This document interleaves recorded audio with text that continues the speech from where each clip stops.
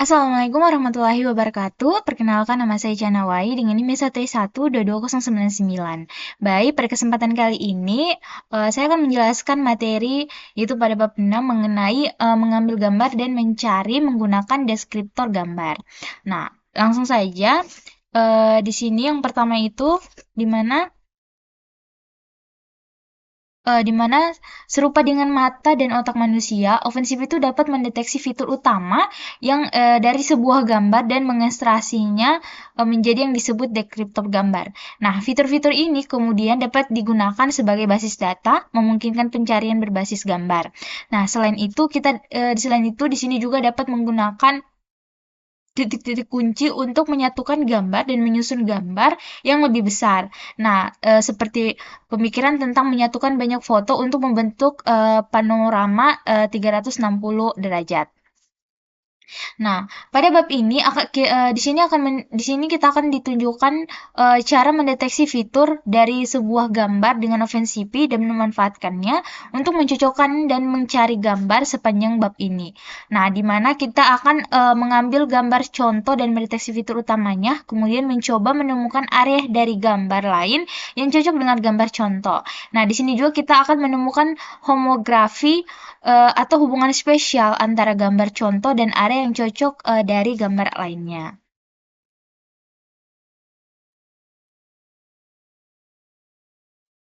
Nah, sebelum itu untuk lebih spesifiknya di sini mengenai tugas-tugas pada bab ini, yang pertama itu di sini kita akan mendeteksi titik kunci dan mengekstrak deskriptor lokal di sekitaran titik kunci menggunakan salah satu algoritma yaitu Harris Corner, Shift Surf dan ORB.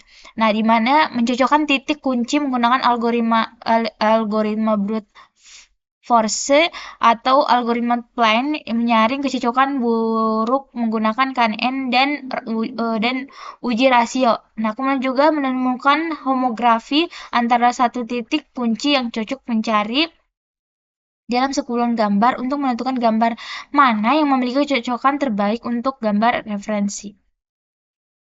Nah, uh, kita masuk pada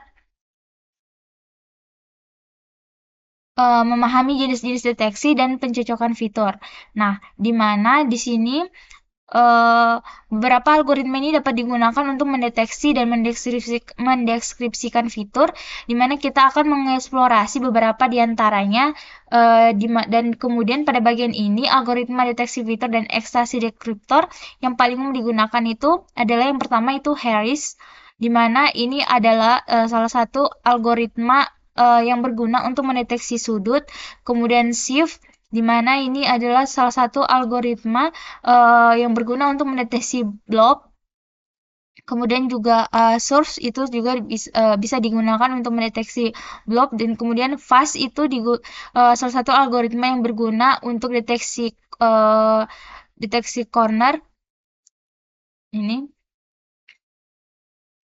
corner atau sudut, kemudian juga brief yaitu algoritma deteksi blob, dan kemudian ORB yaitu algoritma standar, di mana pada algoritma ORD ini itu merupakan singkatan dari Orient Fast dan Rotterdam Brief, di mana ini itu digunakan untuk mendeteksi kombinasi sudut dan bintik. Nah, kemudian ada Brief Matching. Kemudian di sini ada juga salah satu pencocokan fitur yang dapat dilakukan dengan metode berikut yaitu brute force matching dan plain based matching. Nah, kemudian kita masuk pada definitive fitur atau ciri khas, di mana di sini dijelaskan bahwa apa sebenarnya yang dimaksud dengan fitur. Nah, mengapa suatu area tertentu dalam sebuah gambar dapat diklarifikasikan sebagai fitur, sementara area lain tidak? Nah, di sini secara umum fitur itu adalah area yang menarik dalam gambar yang unik atau mudah dikenali, di mana sudut dan daerah dengan kepadatan detail tekstur yang tinggi. Ini merupakan fitur yang baik, sementara pola yang sering berulang dan daerah dengan kepadatan rendah seperti langit biru bukanlah fitur yang baik. Nah, tapi itu adalah fitur yang baik karena cenderung membagi dua daerah dalam gambar, di mana sebuah blob atau daerah dalam gambar yang sangat berbeda dari area sekitarnya. Itu juga merupakan fitur yang menarik. Nah, sedangkan untuk sebagian besar algoritma deteksi fitur berfokus pada identifikasi sudut, tepi, dan gumpalan dengan beberapa juga menekan pada konsep penggugangan eh, di mana kita dapat membayangkan sebagai sumbu simetris dari objek yang memanjang. Yaitu yang pertama, ya, misalkan pikiran misalnya tentang mendeteksi jalan sebuah gambar. Nah, kemudian juga beberapa algoritma lebih baik dalam mendeteksi dan mengekstraksi fitur dari jenis tertentu, di mana penting untuk mengetahui apa gambar dari inputan yang kita akan lakukan agar kita dapat juga menggunakan alat terbaik dalam OpenCV. Nah, kita masuk pada deteksi Harris sudut, yaitu di mana di sini Dimana di sini kita akan mulai dengan menemukan sudut, yaitu menggunakan algoritma deteksi sudut Harris, di mana kita akan melakukan dengan mengimplementasikan sebuah contoh, di mana jika kita melanjutkan, di mana kita akan menentukan bahwa papan-papan catur sering menjadi subjek analis dalam computer vision, di mana sebagian karena pola kotak-kotak cocok untuk berbagai jenis deteksi fitur, dan sebagian karena catur adalah hiburan yang populer, terutama di Rusia. Nah, di sini ada gambar catur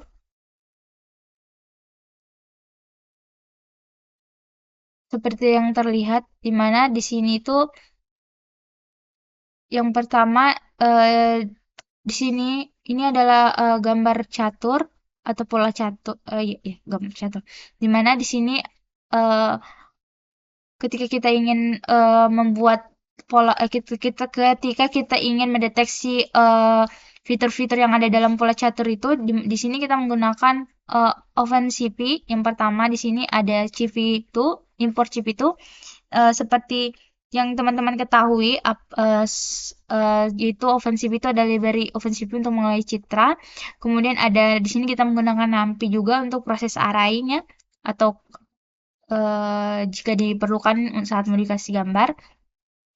Nah, di sini kita akan membaca gambar, yaitu di mana di sini image sama dengan CV read. Ini tuh membaca gambar papan catur, kemudian juga gambar disimpan dalam format BRG, yaitu blue, green, dan red. Nah, kemudian untuk mengubah gambar, di sini kita akan mengubah gambar yaitu menjadi grayscale, di mana corner ini tuh membutuhkan inputan grayscale, ya di mana grayscale itu lebih sederhana karena hanya satu channel. Nah, kemudian kita menerapkan Harris Corner Detection, yaitu yang ini itu di mana untuk parameternya itu ada gray, ada 2, ada 23, ada 0,04. Nah, artinya gray itu adalah gambar grayscale, kemudian 2 ini adalah block size atau ukuran area pixel yang dianalisis, dan kemudian yang 23 ini adalah case size atau ukuran kernel Sobel yang mana harus ganjil yaitu 3 sampai 31. Kemudian 0,04 ini itu adalah nilai Harris detection free parameter atau sensitivitas detektor. Dimana untuk parameter ketiga case size ini adalah operator dari simbol operator, di mana Sobel itu digunakan untuk mendapatkan gradien atau perubahan intensitas pada citra, dan nilai kecilnya itu adalah 3 yang sangat sensitif, di mana sangat sensitif banyak yang dianggap corner. Nah, kemudian untuk nilai besarnya itu adalah 23, di mana kurang sensitif hanya corner yang kuat yang terdeteksi. Nah, kemudian untuk hasil dari corner ini masih berupa citra plot, di mana ini itu dijelaskan bahwa citra berisi nilai skor corner, yaitu nilai tinggi yang kemungkinan besar dari sudut corner, dan nilai rendah yaitu bukan sudut. Nah, di sini kita akan menandai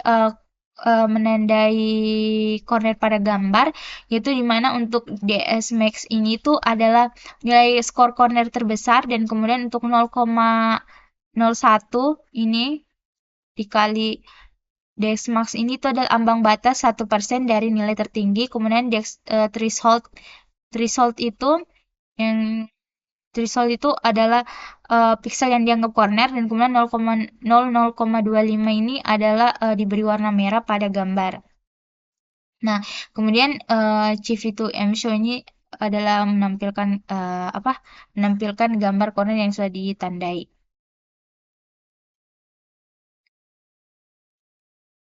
Nah, kemudian di sini juga ada gambar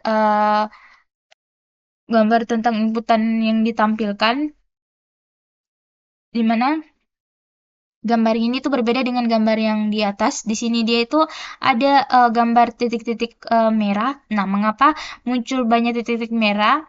Ini itu ada pada gambar ini, pada gambar hasil Harris Corner Detection ini, kita bisa melihat banyak titik merah yang tersebar di area bedak catur, yaitu garis-garis kotak ini, sampai staining atau teksturnya, di mana setiap titik merah ini menunjukkan lokasi corner yang terdeteksi oleh algoritma Harris. Nah, mungkin pertanyaannya kenapa ada banyak titik merah di gambar, sedangkan di gambar pertama itu tidak ada.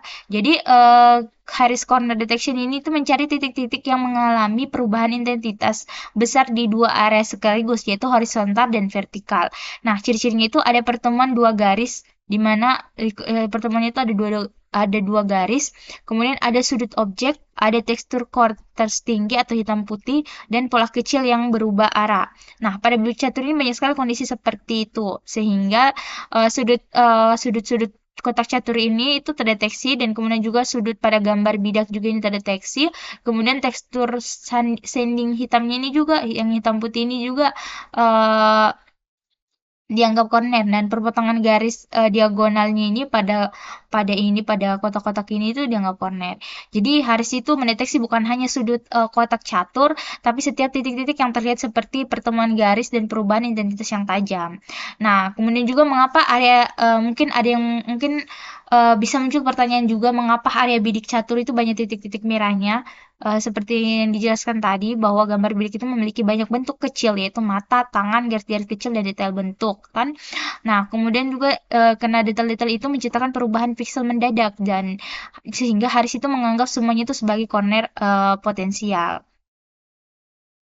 Nah, kemudian untuk sanding diagonalnya kenapa itu terdeteksi juga, karena kotak hitam itu memiliki garis diagonal, yaitu tekstur sanding, di mana setiap perpotongan tekstur ini itu adalah corner kecil yang walaupun kita mendeteksi hanya sudut kotaknya saja, tetapi kalau Haris ini tetap mendeteksi area tekstur detailnya. Nah, kemudian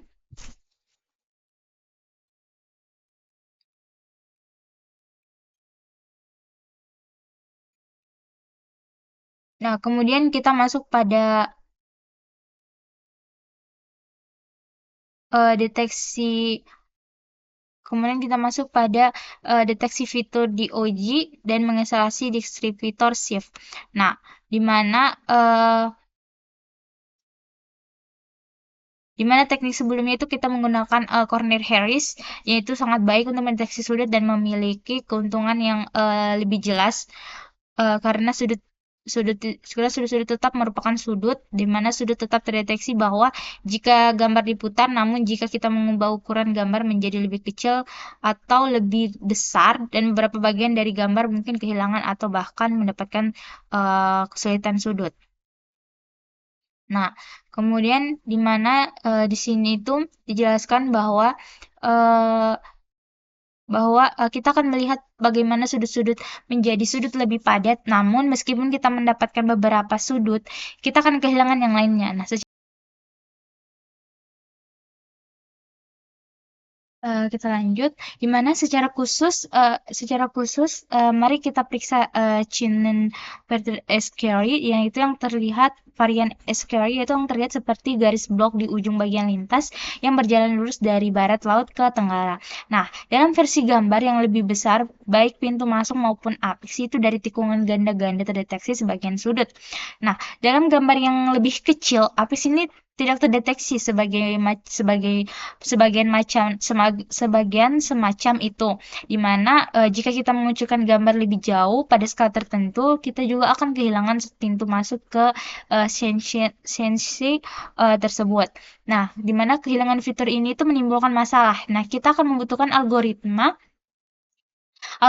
yang bekerja terlepas dari skala gambar, di mana maksudnya transformasi fitur yang tahan skala, yaitu Scale Invariant Feature Transformer atau SIF, di mana meskipun namanya terdengar agak misterius, sekarang setelah kita tahu masalah apa yang kita akan coba selesaikan, ini sebenarnya masuk akal, di mana kita akan membutuhkan fungsi transformasi yang akan mendeteksi fitur transformasi fitur yang tidak menghasilkan yang berbeda tergantung pada skala gambar. Nah, kemudian juga transformasi fitur yang tahan skala ini perlu dicatat bahwa SIF itu tidak deteksi titik kunci yang dimana dilakukan dengan difference of Gaussian atau DOG, yaitu sebaliknya SIF itu menggambarkan wilayah di sekitarnya dengan menggunakan faktor fitur. Nah, seperti yang terlihat dari gambar ini. Nah, kemudian di sini ada penjelasan mengenai kode, yaitu dalam format yang cocok dijelaskan. Maksudnya penjelasan kode lengkap pada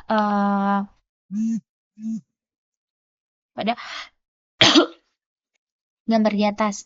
Nah, di mana kode ini itu menggunakan algoritma SIF, yaitu Scalar Invariant Feature Transformer, yang mendeteksi key points untuk menghitung deskriptor ciri pada gambar Panomara kota versi atau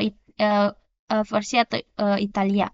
Nah, di mana di sini yang pertama seperti biasa kita akan membaca gambar asli, di mana gambar digunakan dalam format BRG, yaitu Infor CV2. Nah, kemudian kita akan mengubah gambar menjadi grayscale, di mana SIP ini selalu bekerja sama pada grayscale karena analisis fitur dilakukan berdasarkan intensitas pixel bukan warna. Nah, kemudian yang kedua shift, kita akan membuat objek shift, yaitu di mana di sini kita akan membuat shift detector, di mana shift ini akan mendeteksi titik-titik penting, yaitu key points menggunakan metode DOG, yaitu difference of Gaussian. Nah, kemudian juga shift ini kemudian membuat deskriptor, yaitu vektor angka yang mewakili fitur lokal pada setiap key point. Nah, yang keempat itu key points, di mana di sini kita akan mendeteksi key points dengan membuat deskriptor. Nah, metode ini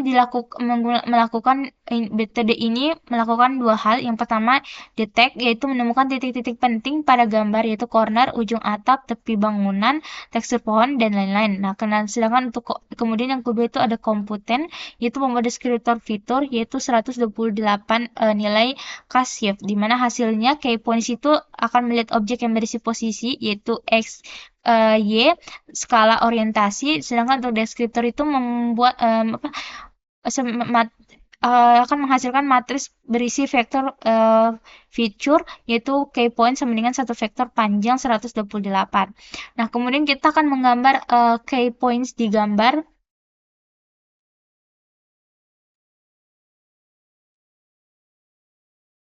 yaitu CV2 Dry Key Points, di mana gambar ini ditimpa dengan key points, yaitu warna key points itu 51,136,236, yaitu biru muda. Kemudian untuk Flow Draw Risk Key Points-nya itu membuat visualisasi lengkap, yaitu lingkaran menunjukkan skala seberapa besar fitur, kemudian garis kecil itu menunjukkan orientasi fitur, dan titik tengah itu adalah lokasi key points. Nah, kemudian kita akan menghasilkan gambar yang sudah diberi tanda fitur SIP, yaitu dengan I'm so. Nah, kemudian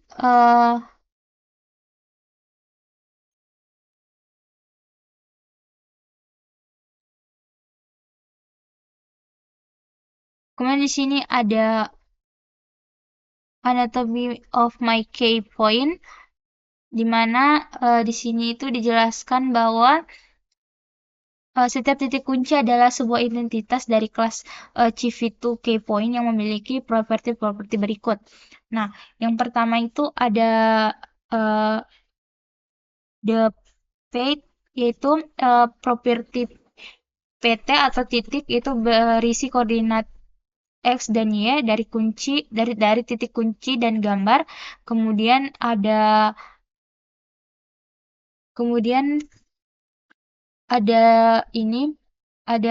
properti ukuran menunjukkan diameter dari fitur tersebut.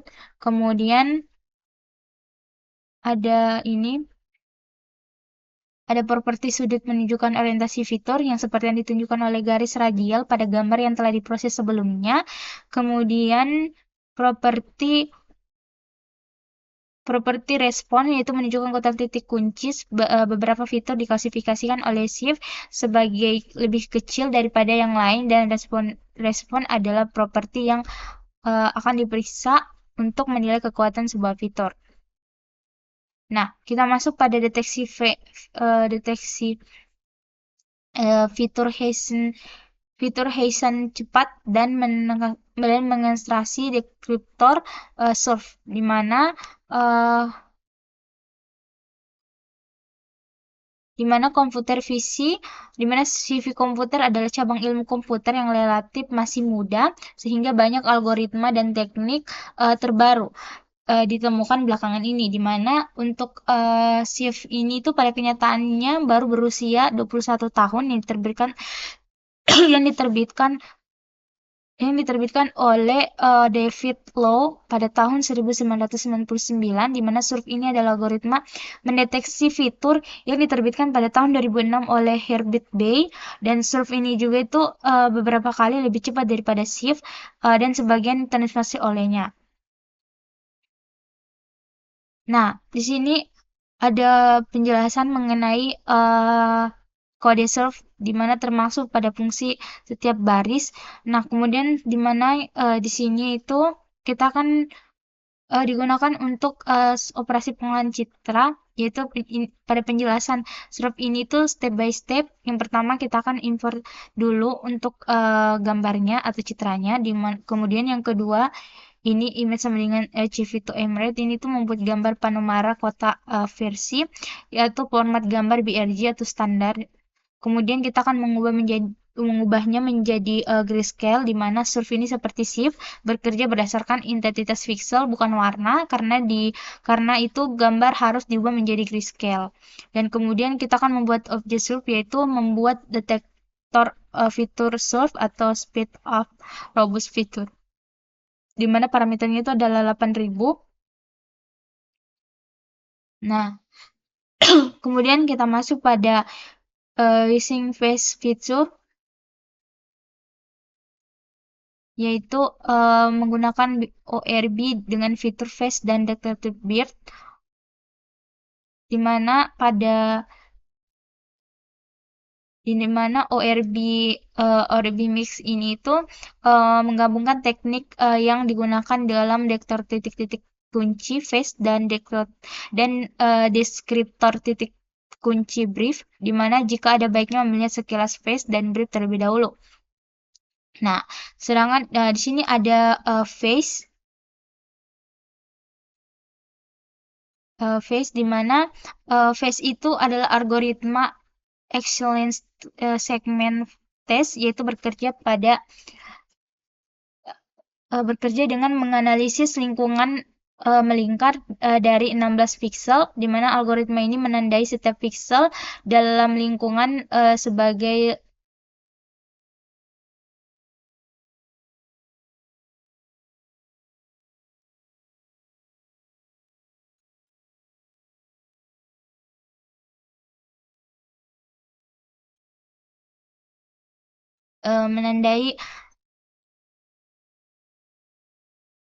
itu suatu lingkaran yang dianggap sebagai sudut jika mengandung sejumlah pixel berturut-turut yang ditandai dengan sebagian lebih terang atau lebih gelap. Nah, face juga ini menggunakan uji cepat tinggi yang terkadang dapat menentukan bahwa satu lingkungan bukan sudut dengan memeriksa 2 atau 4 pixel saja, bukan 16. Nah, untuk memahami bagaimana uji kerja itu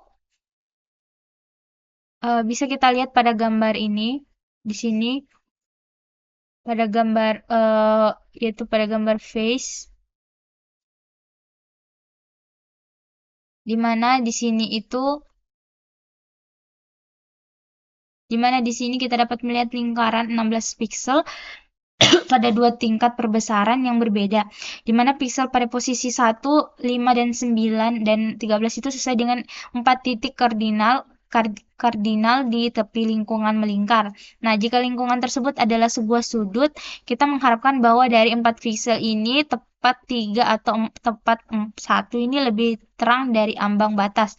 Nah, cara lain untuk mengatakan adalah tepat 1 atau tepat 3 dari mereka yang lebih gelap dan dari lebih gelap dari ambang batas. Nah, jika tepat 2 dari mereka lebih terang dari ambang batas, maka kita memilih tepi, bukan sudut.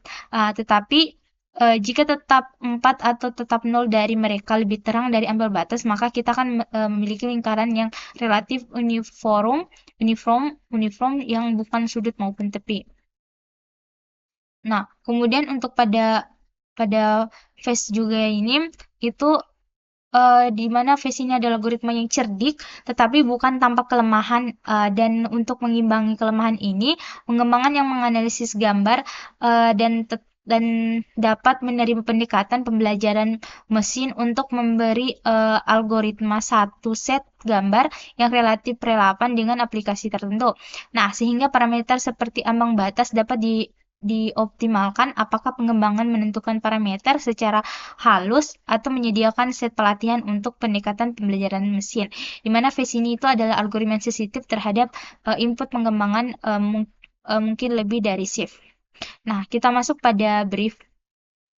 Nah, di mana untuk brief ini itu adalah binary robust independent elementary feature, yaitu di mana di sisi lain bukanlah algoritma deteksi fitur melainkan sebuah dekriptor.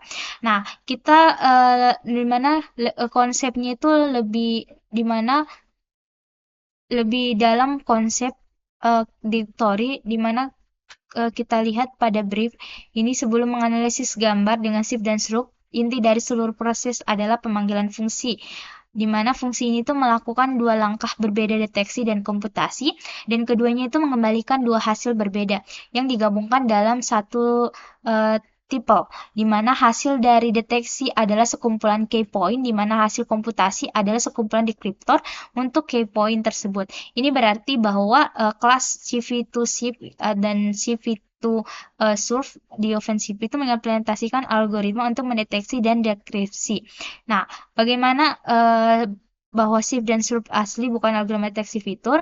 Nah, di sini pada shift di OpenCV ini mengimplementasikan deteksi fitur di OG plus deskripsi shift, di mana sementara untuk surf itu mengimplementasikan deteksi fitur fast Hazen plus deskripsi surf, di mana deskriptor key point ini adalah representasi dari gambar yang berfungsi sebagai gerbang menuju pencocokan fitur karena dapat membandingkan deskriptor key point dari dua gambar dan menemukan kesamaan. Nah, untuk BIR sendiri itu adalah salah satu dekriptor tercepat yang tersedia saat ini, di mana teori di balik BIR ini itu cukup rumit, tetapi cukup dikatakan bahwa BIR ini mengadopsi serangkaian optimasi yang menjadikan pilihan yang lebih baik untuk pencocokan fitur.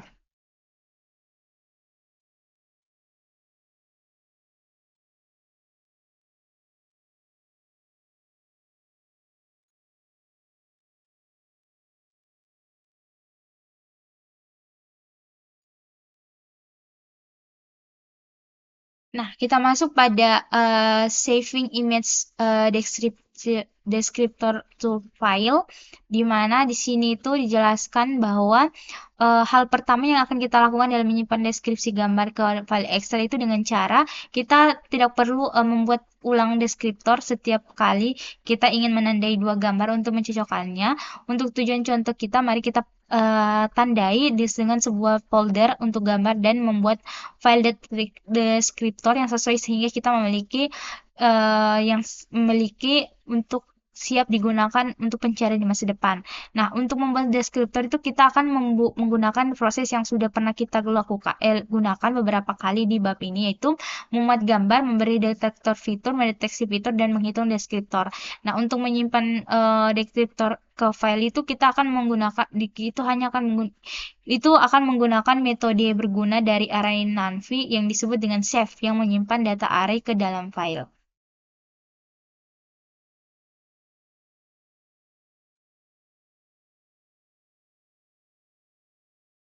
Nah, kita lanjut pada bab 7. Baik, selanjutnya kita lanjut pada bab 7, yaitu membangun detektor objek kostum. Nah, di mana pada bab ini dijelaskan bahwa em, membahas lebih dalam tentang konsep deteksi objek yang merupakan salah satu tantangan paling umum dalam komputer visi. Setelah sampai sejauh ini, mungkin kita akan timbul pertanyaan, kapan kita bisa menerapkan komputer visi di jalanan? Nah, apakah kita pernah bermimpi untuk membangun sistem mendeteksi mobil dan orang sebenarnya? Sebenarnya kita tidak terlalu jauh dari tujuan sebelumnya, di mana kita sudah melihat beberapa kasus spesifik deteksi oleh pengenalan objek di bab-bab sebelumnya. Di sini kita akan fokus pada wajah manusia yang tegak dan menghadap ke depan. Nah, kemudian sedangkan untuk pada bab ini kita akan menjelajahi algoritma yang memiliki kemampuan generalisasi atau eksplorativitas ekstrapolasi yang baik, di dalam artian mereka dapat menghadapi beragam keadaan dunia nyata yang ada dalam satu kelas objek tertentu. Misalkan mobil yang berbeda memiliki desain yang berbeda dan orang yang bisa terlihat memiliki bentuk berbeda tergantung pada pakaian yang mereka kenakan. Nah, di sini kita akan pakai metode di sini itu dijelaskan mempelajari tentang jenis deskriptor fitur itu adalah yang pertama deskriptor histogram dari gradien berorientasi atau HOG, yaitu memahami non-maximum suppression yang juga disebut non-max suppression, yaitu MAX, yang membantu kita memilih yang terbaik dari sekumpulan jendela deteksi yang saling bertumpah tindih.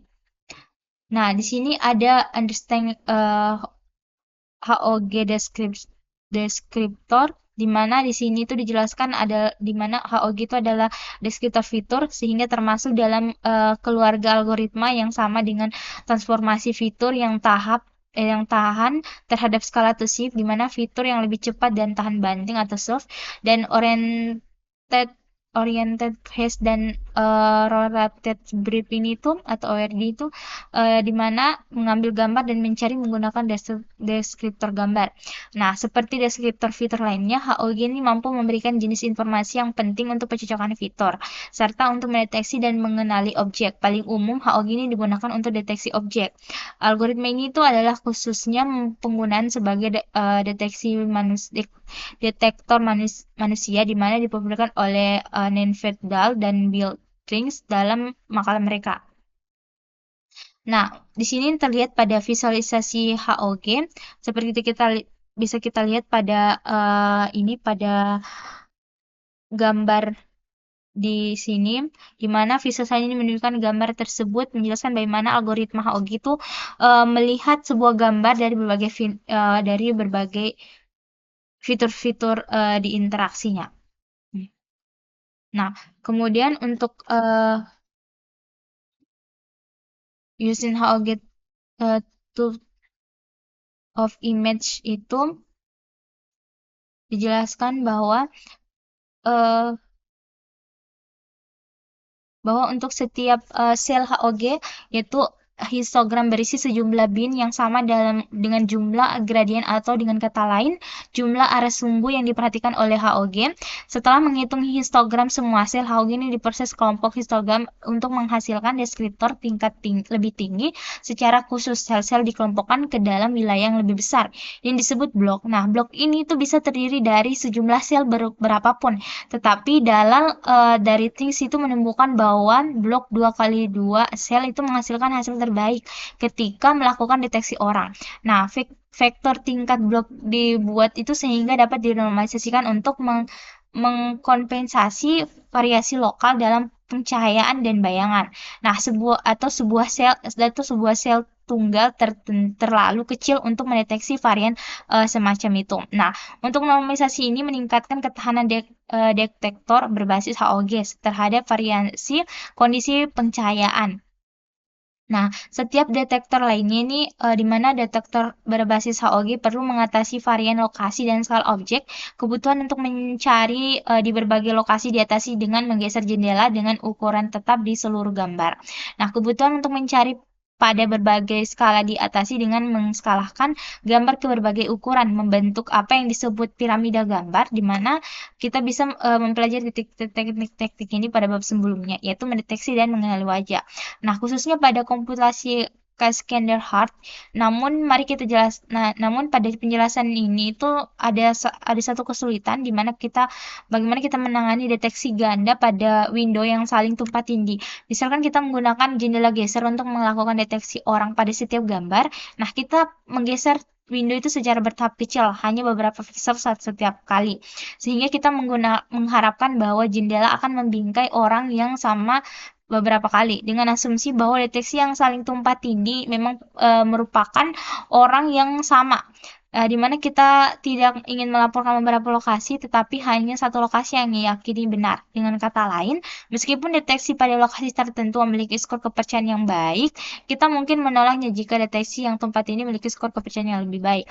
Nah, sehingga dari sekumpulan deteksi yang tumpang tindih kita akan memilih yang memiliki skor kepercayaan terbaik. Nah, itulah kalau mungkin ada yang bertanya, cara kita menentukan apa ya, menentukan apa window mana yang baik, kalau misalkan ada window yang tempat tinggi, berarti kita hanya perlu melihat dari skor kepercayaan terbaiknya saja. Nah, peran dari HMS ini itu adalah sekumpulan wilayah yang saling tumpang tindih, di mana kita akan menekan atau menolak semua wilayah yang tidak menghasilkan skor maksimal dari klasifikator yang dilakukan.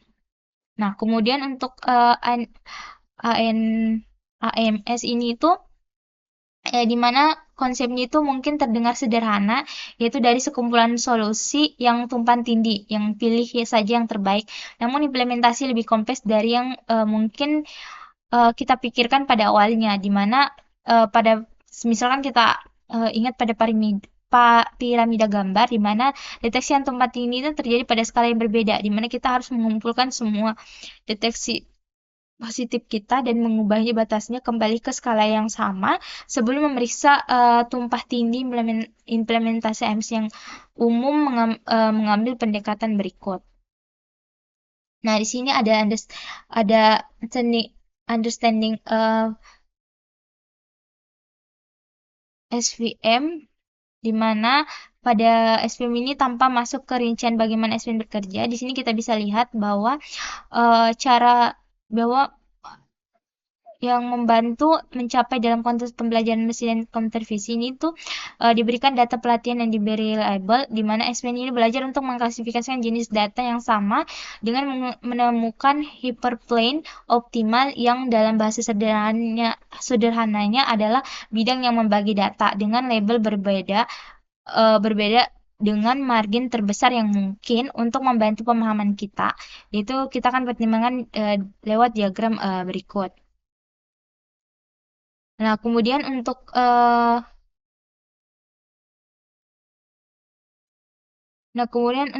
creating trending object detection,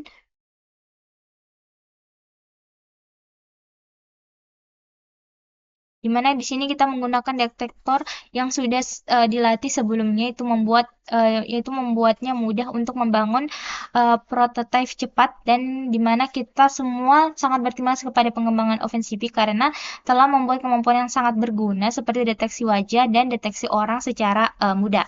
Nah, namun baik ketika kita seorang hobi yang maupun profesional penglihatan komputer, kecil kemungkinan kita akan menangani orang dan wajah, dimana selain itu kita perlu menulis, dimana di sini mungkin ada yang bertanya-tanya bagaimana detektor orang dibuat pada awalnya dan apakah kita bisa mengingatnya. Lebih jauh lagi mungkin kita akan bertanya apakah kita bisa menerapkan konsep yang sama untuk mendeteksi objek beragam, mulai dari mobil hingga goblin. Nah, memang di industri kita berharapkan menghadapi masalah mendeteksi objek yang sangat spesifik seperti plat motor, sampel buku, atau apapun yang paling penting bagi pemberi kerja atau klien kita. Nah, kemudian di sini Rainbow to Computer Visio, di mana di sini itu dijelaskan bahwa kita sekarang sudah familiar dengan konsep fitur dan deskriptor, di mana kita telah menggunakan algoritma seperti shift dan stroke untuk mengekstraksi deskriptor dari fitur-fitur yang sebelum yang fitur-fitur dari fitur-fitur pada sebuah gambar sehingga kita dapat mencocokkan fitur-fitur ini pada gambar lain. Nah, kita juga baru-baru ini mengenali jenis deskriptor lain yang berbasis pada kode buku atau kamus, di mana kita mengetahui tentang SVM, sebuah model yang dapat menerima vektor deskriptor berlabel sebagai data pelatihan.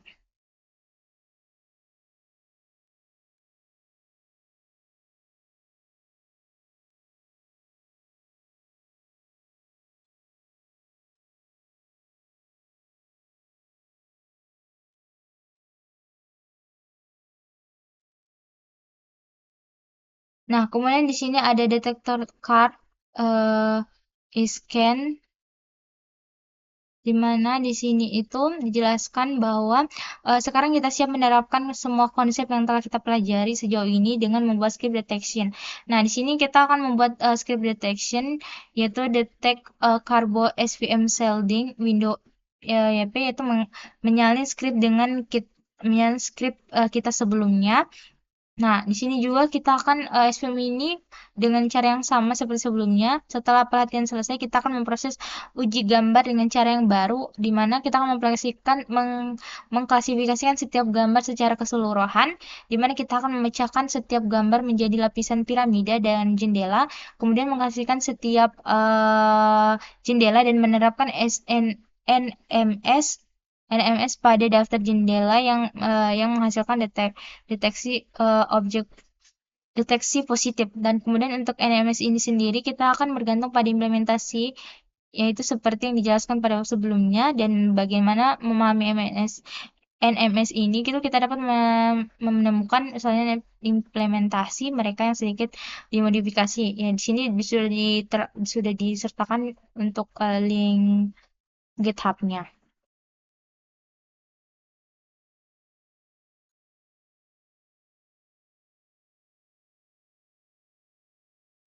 Mungkin dari saya itu saja, lebih dan kurangnya mohon dimaafkan. Wabillahi taufiq wal hidayah. Wassalamualaikum warahmatullahi wabarakatuh.